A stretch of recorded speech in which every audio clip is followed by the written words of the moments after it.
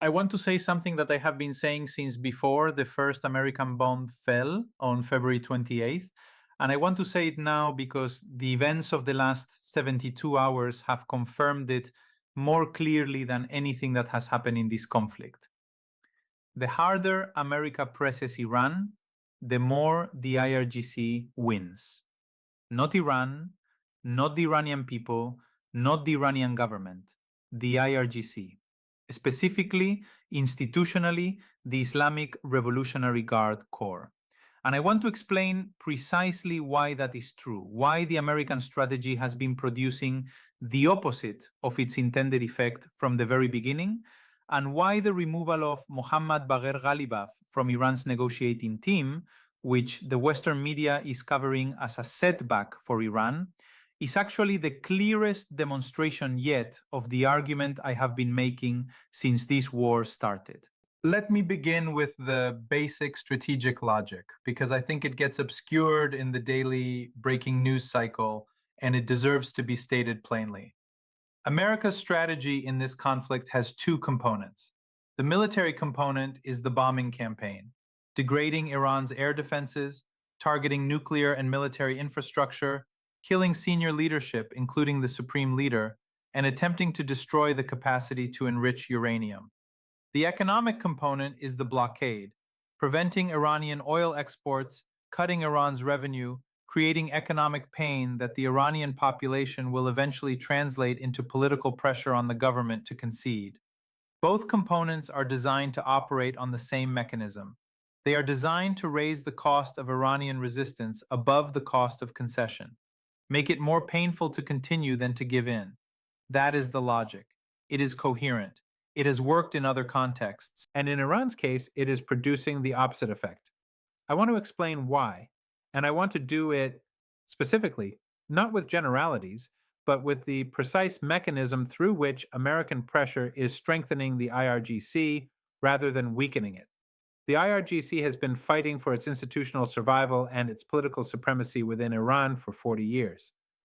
Not against America, against Iran's own reform movements, its technocratic class, its moderate political factions, its intellectuals, its business community, all the elements of Iranian society that have periodically argued that Iran's interests are better served by engagement with the world than by confrontation with it.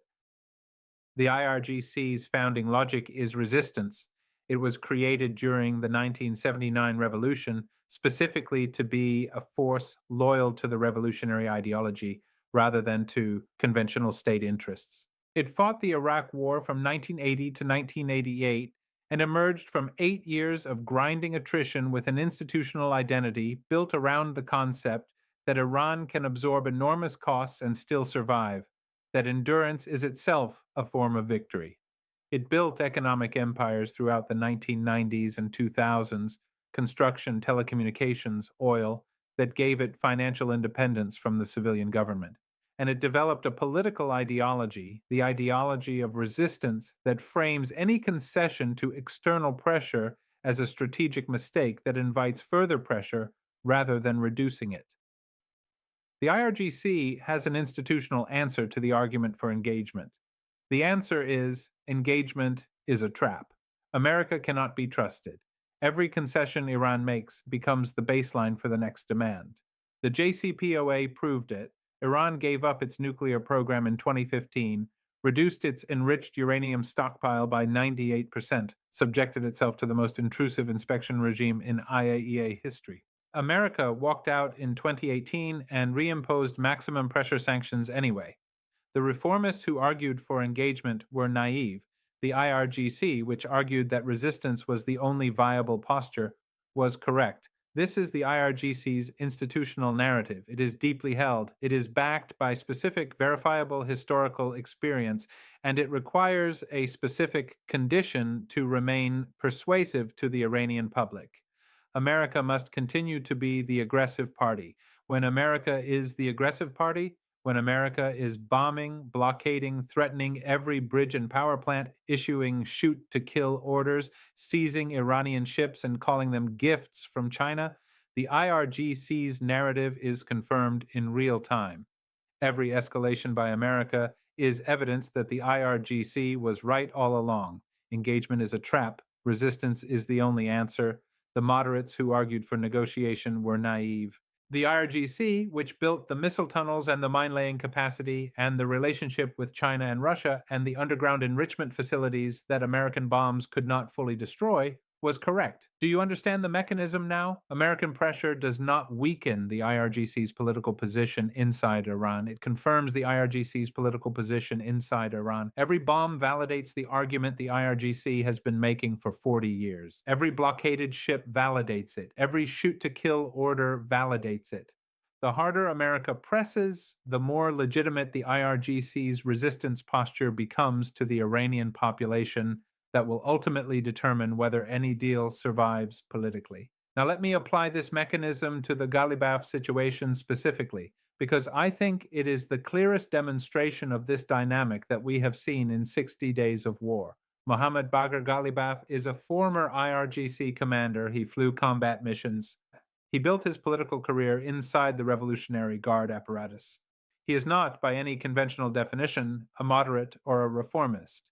He is an IRGC man who became a political figure, and he became Iran's lead negotiator with America. Why? Because his IRGC background gave him the internal credibility to argue for a deal without being dismissed as naive. When Ghalibaf said the nuclear issue could be part of negotiations, the IRGC could not easily say he did not understand what he was giving away. He is one of them. He has the credentials. He was trying from inside the IRGC's own political world to construct a path to an agreement. According to sources reported by Iran International, he was then removed, reprimanded for attempting to include the nuclear issue in talks, forced out by the IRGC itself, replaced potentially by Saeed Jalili, who is Iran's most prominent nuclear hardliner and whose position has always been that enrichment is non-negotiable. I want you to hold that sequence and ask a simple question. Why did the IRGC feel confident enough to remove its own man, the negotiator it had installed specifically to maintain its credibility over the process, at this moment? What gave the IRGC the institutional confidence to make that move now? The answer is the American pressure campaign. Every escalation by America over the last 60 days has strengthened the IRGC's internal argument that negotiation is impossible. When Trump issued the shoot to kill order, the IRGC said, see, America is not interested in a deal. America wants submission. When America seized the Tuska and called the next ship a gift from China, the IRGC said, see, America is treating Iranian sovereignty as non existent. This is the partner our diplomats want to negotiate with. When Trump posted that he did not know what Iran's offer was after Iran's UN ambassador stated it publicly in New York, the IRGC said, see, America is not even reading what we say. What is the point of having diplomats at all? Each of those American actions gave the IRGC a new piece of evidence for the argument that negotiation is futile, and the accumulation of that evidence is what gave the IRGC the internal political confidence to remove Ghalibaf, the negotiator, and replace him with Jalili, the hardliner. American pressure did not produce Iranian concession, it produced Iranian hardening. The mechanism worked exactly backwards. I want to address directly the Western analysis I have been hearing because I think it misunderstands the situation in a fundamental way. And I say this not to be dismissive of Western analysts. Some of them are serious people doing serious work. I say it because the misunderstanding has real consequences for whether a deal is possible. The Western analysis says the IRGC is Iran's spoiler. The IRGC is an obstacle inserted between America and a willing Iranian government that wants a deal. If we could just get around the IRGC, if we could negotiate with the moderates, if we could marginalize the hardliners, a deal would be possible. The solution, therefore, is more pressure on the IRGC specifically, tighter sanctions targeting IRGC financial networks, more targeted strikes against IRGC infrastructure, shoot-to-kill orders that make IRGC operations in the Strait costly, actions that demonstrate to the Iranian population that the IRGC's resistance strategy is producing more pain than it is preventing. I have heard this analysis from American officials, from American think tanks, from American commentators who appear on the same programs I appear on, and it is wrong in a way that has been making this conflict worse every day it has been applied. The analysis treats the IRGC as if it were a foreign body within Iranian politics, an obstacle that the Iranian population would remove if it had the ability to do so, a spoiler that lacks genuine domestic legitimacy, a military institution that rules by force rather than by a form of consent. This is not what the IRGC is. The IRGC is an Iranian institution with genuine Iranian political legitimacy that it has built, yes, through coercion in some cases, but also through 40 years of fighting wars, defending borders, managing a revolutionary state, and critically being proven correct about American intentions by American behavior. When America walked out of the JCPOA in 2018, every Iranian who had argued for engagement faced an impossible question: what do we do now?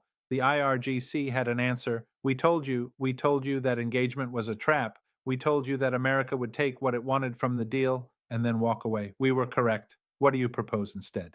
That moment, the Trump administration's withdrawal from the JCPOA, is the most important political event in the history of this conflict. It is the moment that decisively shifted the Iranian domestic political center of gravity toward the IRGC's narrative. It is the moment that made this current war more likely. And the current American strategy, bomb, blockade, issue shoot to kill orders, claim Iran agreed to things it did not agree to on social media, is a sequel to that moment. It is confirming for an Iranian population that had not yet fully absorbed the 2018 lesson that the IRGC was correct in every particular. You cannot separate the IRGC's current political strength from the context of American behavior since 2018. They are causally connected. The harder America presses, the more the IRGC wins. That is not propaganda. That is the mechanism. Now, let me tell you what an effective strategy against the IRGC would actually look like. Because I want to be clear that I am not arguing Iran is blameless or that the IRGC's position is morally correct. I am arguing that the American strategy is counterproductive, and saying so requires me to think about what a productive strategy would look like. If I only criticize without offering an alternative, I am doing analysis for its own sake rather than for understanding. An effective strategy against the IRGC's internal political position would be a strategy that deprived the IRGC of its core argument. The core argument, stated simply, is this: America cannot be trusted. Engagement is a trap. Resistance is the only answer. To deprive the IRGC of that argument, America would need to take an action that the IRGC cannot explain within its resistance narrative. An action that, if the IRGC blocked a deal afterward, would make the IRGC, not America, look like the obstacle to Iranian interests. An action that gave Iran's moderates and reform adjacent politicians genuine political ground to stand on when arguing for engagement.